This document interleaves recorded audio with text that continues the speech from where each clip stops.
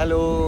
ഇപ്പോൾ നമ്മൾ നിൽക്കുന്നത് പാലക്കാട് ജില്ലയിലെ കൊല്ലങ്കോട് എന്ന് പറഞ്ഞ സ്ഥലത്താണ്. നല്ല കാറ്റാണ്, നല്ല അടിപൊളി സ്ഥലമാണ്, വൈബ് ലൊക്കേഷനാണ്. അപ്പോൾ നമ്മളെ സർവമായ ഫിലിമൊക്കെ ഷൂട്ട് ചെയ്ത ലൊക്കേഷനാണ്. നല്ല അടിപൊളി സ്ഥലമാണ്. അപ്പോൾ കുറച്ച് വിഷ്വൽസ് കാണാം. It's me Shamsu. Welcome to the DP.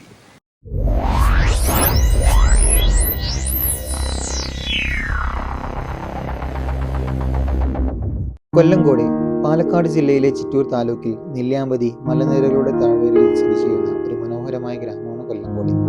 പച്ചവിരിച്ച് നിൽക്കുന്ന പാടശേഖരങ്ങൾക്കും കരിമ്പനത്തോട്ടങ്ങൾക്കും ആനമലൈ കുന്നുകളുടെ ദൃശ്യങ്ങൾക്കും പുരാതന ക്ഷേത്രങ്ങൾക്കും പേരുകേട്ട സ്ഥലമാണ് കൊല്ലങ്കോട്.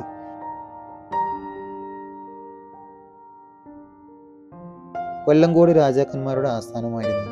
മീങ്കര, ചുള്ളിയാറ് എന്നീ അണക്കെട്ടുകൾക്ക് സമീപമുള്ള ഒരു ശാന്തമായ ടൂറിസ്റ്റ് പ്ലേസാണ് കൊല്ലങ്കോട്. പാലക്കാട് നഗരത്തിൽ നിന്ന് കൊല്ലങ്കോട്ടേക്ക് 22 കിലോമീറ്ററും നെന്മാറയിൽ നിന്ന് 11 കിലോമീറ്ററുമാണ് ഉള്ളത്.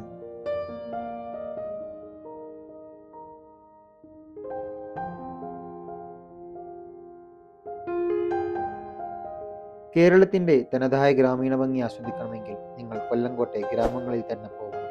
അവിടുത്തെ കാഴ്ചകൾ കാണണം. അവിടെ ഇപ്പോഴും പഴമയുടെ ശൈലിക്ക് ഒട്ടും കളങ്കം വരുത്താതെ ജീവിക്കുന്ന സാധാരണ മനുഷ്യരെ കാണാം. അവരുടെ ജീവിതശൈലികൾ മനസ്സിലാക്കാം. കേരളത്തിന്റെ നെല്ലറ എന്നറിയപ്പെടുന്നത് ആലപ്പുഴ ജില്ലയാണെങ്കിലും ഏറ്റവും കൂടുതൽ നെൽകൃഷിയുള്ളത് പാലക്കാട് ജില്ലയിലാണ്. നെൽവയലുകളുടെ പച്ചപ്പരപ്പ്, പാടവരമ്പുകളിൽ പീലി വിരിച്ചതുപോലെ തെങ്ങുകളും കരിമ്പിനുകളും, ഓലമേഞ്ഞ പുരകൾ, ഇല്ലിയും പൂച്ചെടികളും കൊണ്ട് തീർത്ത വേലിക്കെട്ട്. പാലക്കാടൻ ഗ്രാമങ്ങൾ അവിടെ എത്തുന്ന സഞ്ചാരികളെ കൊണ്ടുപോകുന്നത് പഴമയിലെ ഓർമ്മകളിലേക്കാണ്. ഇന്നലകളിലെ കേരളത്തിന്റെ ഗ്രാമീണ തനിമ നിലനിർത്തുന്ന കൊല്ലങ്കോട് ഇന്ത്യയിലെ ഏറ്റവും സുന്ദരമായ ഗ്രാമങ്ങളിൽ ഒന്നാണ്. ഒരുപാട് സിനിമകൾക്ക് വേദിയായ സ്ഥലമാണ് കൊല്ലങ്കോട്. ഇതിൽ മീശമാധവൻ, ഒടിയൻ, ഇളക്കം, കുഞ്ഞിരാമായണം, അതുപോലെ ഇപ്പോൾ അടുത്ത് റിലീസായ സർവമായ എന്നിവയാണ് പ്രധാനപ്പെട്ടത്. ഇതിലൊക്കെയും കൊല്ലങ്കോടിനെയും അതിൻ്റെ ഭംഗിയെയും കാണാം.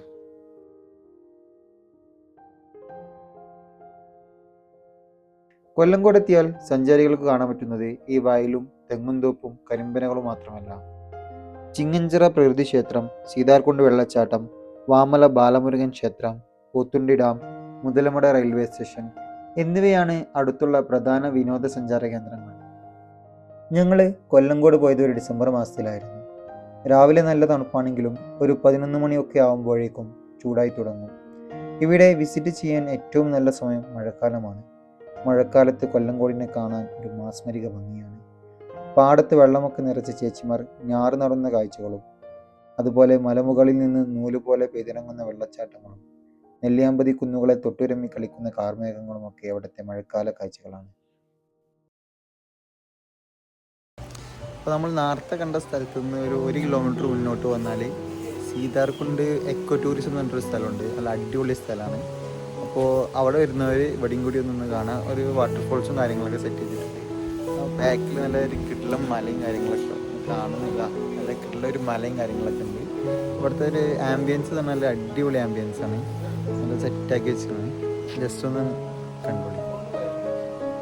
ഇതാണ് സീതാർകുണ്ട് എക്കോ ടൂറിസം സെൻറ്റർ. ഐതിഹ്യങ്ങളിൽ ഇവിടെ സീതാദേവി കുളിച്ചിരുന്നു എന്ന് അറിയപ്പെടുന്നു. അതുകൊണ്ടാണ് ഈ വെള്ളച്ചാട്ടത്തിന് സീതാർകുണ്ട് എന്ന പേര് വരാൻ കാരണം. അതിമനോഹരമായിട്ട് ലാൻഡ്സ്കേപ്പ് ഒക്കെ ചെയ്തു വെച്ചിട്ടുള്ള ഒരു എൻട്രൻസ് ആണ് സീതാർകുണ്ടിലേക്കുള്ളത്. ഇങ്ങനെ നല്ല അടിപൊളിയായിട്ടുള്ള സ്റ്റെപ്പൊക്കെ കയറിയിട്ടാണ് അങ്ങോട്ട് പോകാൻ. നല്ല അടിപൊളി ഒരു കാട്ടുപാത എന്ന് വേണമെങ്കിൽ പറയാം. അവിടെ ഫുള്ള് കാടും മരങ്ങളും നല്ല തണുപ്പും നല്ല അന്തരീക്ഷമൊക്കെയാണ്. നല്ല എന്താ പറയുക, പ്യുവർ ക്വാളിറ്റി എയറാണ് നമുക്ക് ഇവിടുന്ന് കിട്ടുക.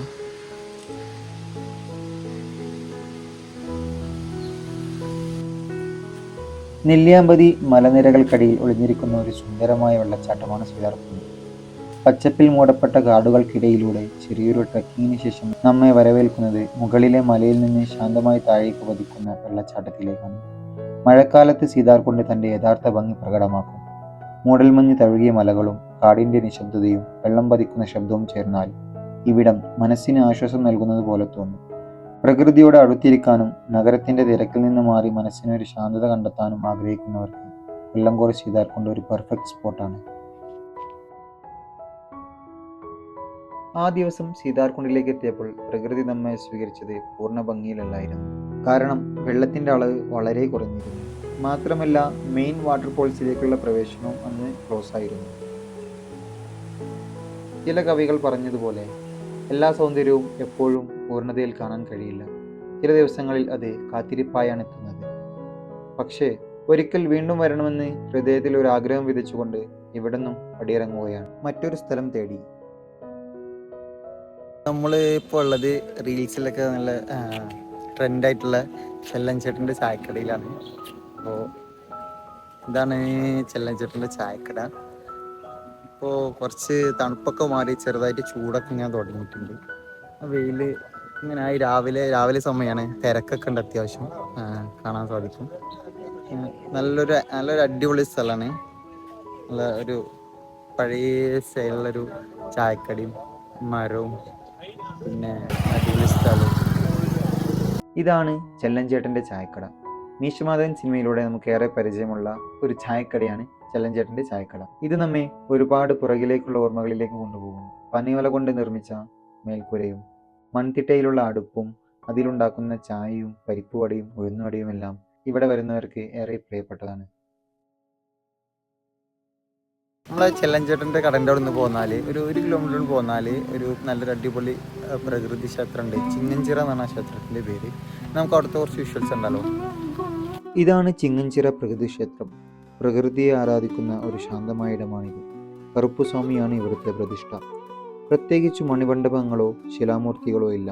പകരം മരങ്ങളുടെ നീണ്ട നിഴലുകളും കാറ്റിൻ്റെ മൃദുസ്പർശവും മാത്രം. ആൽമരത്തിൽ തന്നെയാണ് കറുപ്പുസ്വാമിയുടെ ഇരിപ്പിടം. ഒരുപാട് പ്രായം ചെന്ന ആൽമരങ്ങളാണ് ഇവിടെയുള്ളത്. ഇതിൻ്റെ അടുത്തു തന്നെ ഒരു ചിറയും കാണാം. അതാവും ചിങ്ങഞ്ചിറ എന്ന് പേര് വരാൻ കാരണം.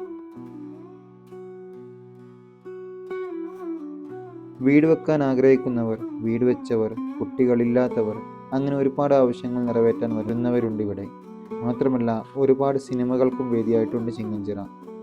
മരങ്ങളും നിഴലുകളും കാറ്റിൻ്റെ ശബ്ദവും മാത്രം നിറഞ്ഞ ഈ സ്ഥലത്തെത്തുമ്പോൾ മനസ്സിന് വല്ലാത്തൊരു സമാധാനം ലഭിക്കുന്നതുകൊണ്ടാവാം ഇതിനെ പ്രകൃതി ക്ഷേത്രം എന്ന് വിളിക്കുന്നത്.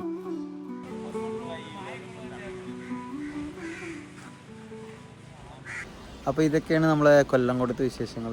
വീഡിയോ ഇഷ്ടപ്പെട്ടാൽ വീഡിയോ ഒന്ന് ഷെയർ ചെയ്യ്, ചാനൽ ഒന്ന് സബ്സ്ക്രൈബ് ചെയ്യ്. പിന്നെ അടുത്ത വീഡിയോ നല്ലൊരു വീഡിയോ ആയിട്ട് അടുത്ത പ്രാവശ്യം കാണുമ്പോഴേക്കും bye bye. It's me Shamsu.